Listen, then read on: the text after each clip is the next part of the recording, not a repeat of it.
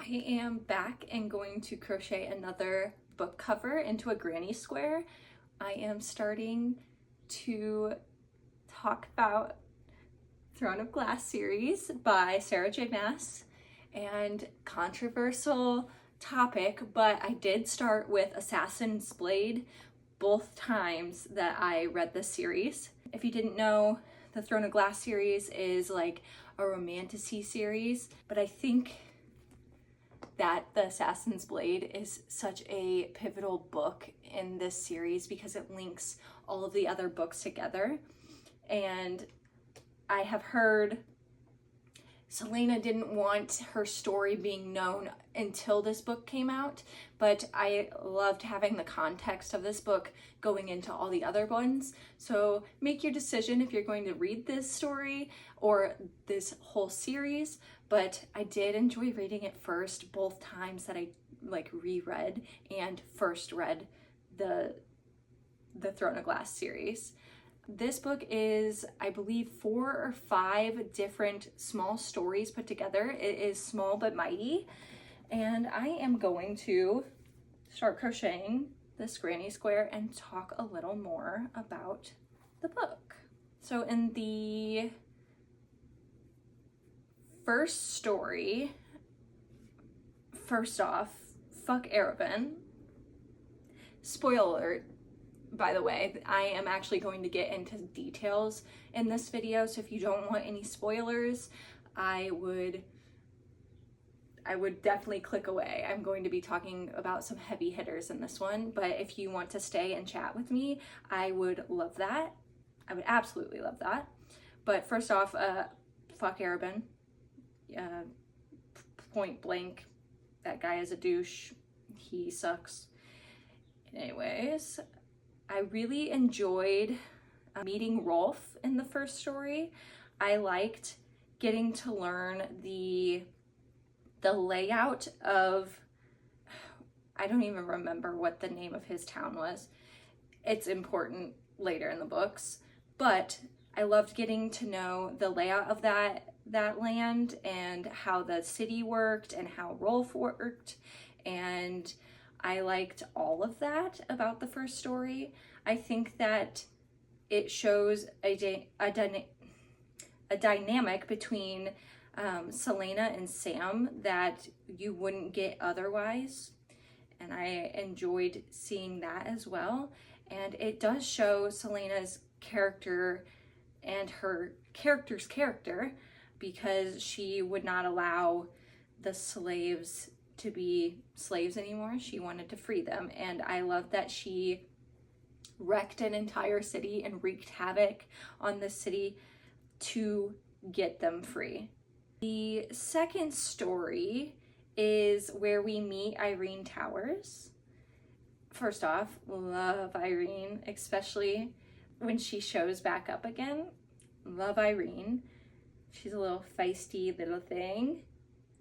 I think that this small story sets up Irene Towers' story so well that when reading hold on, lost my scissors. When reading her story where it doesn't even have Selena in it, it does keep it interesting. I think that she helped keep Kale's story going in the long run, you know? If you haven't gotten that far, there's not too much of spoilers of books ahead about that, but I think the story set her up well. It showed how Selena impacted her, and I liked that it was such a good character growth for Selena, as well as like supporting women and making sure they're safe. And even though she is like, even though Selena is still so standoffish and just like a brute, it shows how much she does care about people by what she did, by like leaving her money and telling her to get to a place because we need more healers in the world, you know? The third story, the Silent Assassin story, is my absolute favorite story. It does show, I'm sorry, I'm trying to count these and my brain is not working.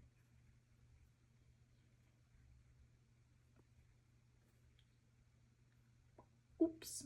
Okay, the Silent Assassin story brings in Ansel of Briarcliff, I believe is her name. I don't really care about her in this story at all. I just really loved the desert story, into the training, into the stealing of horses, into like saving the silent assassins, and how she is just such a force to be reckoned with. I absolutely love the Silent Assassin storyline, and I like that it plays into future books, you know? Like this whole book plays into the future. And the Silent Assassins actually made me cry in this book. Obviously, the Sam thing made me cry as well. I think I cried in the first story when she was freeing the slaves.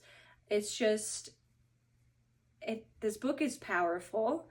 Even though I wouldn't rate it the highest book I've ever read, it's just such a good story that I can't complain at all. The fourth story, again, fuck Arabin. His character and his character arc, like, I know they're essential, but oh my lord, that man. Anyways, he gives Selena a new assassin suit, and I just know that queen looked hot. I want one for myself. I just know that it looked so good on her, and I want one, you know? You know, do you ever wish that you could have something from a book? Just other than a main character. I just know that suit looks so good on.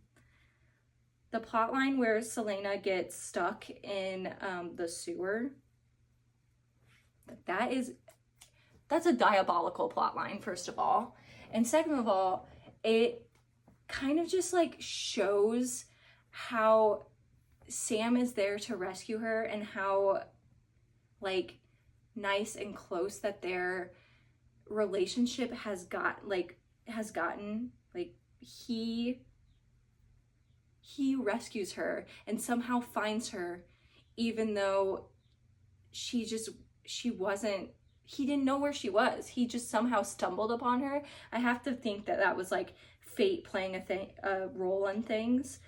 I think it is, because it just plays out in such a manner that like she is still alive and she does all of this stuff in future books, you know? I just love the way that Sam loved her, that he cared about her so much. I think that their relationship was a good one for her to have when she gained the freedom for both of them.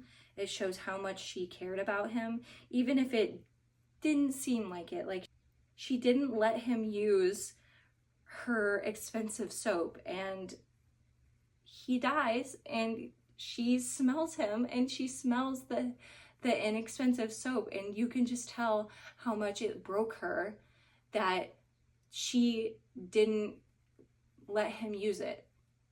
She knows how much she cared about him, and yet she refused him like the simple joy in life. And I know, like, you can tell how much it breaks her.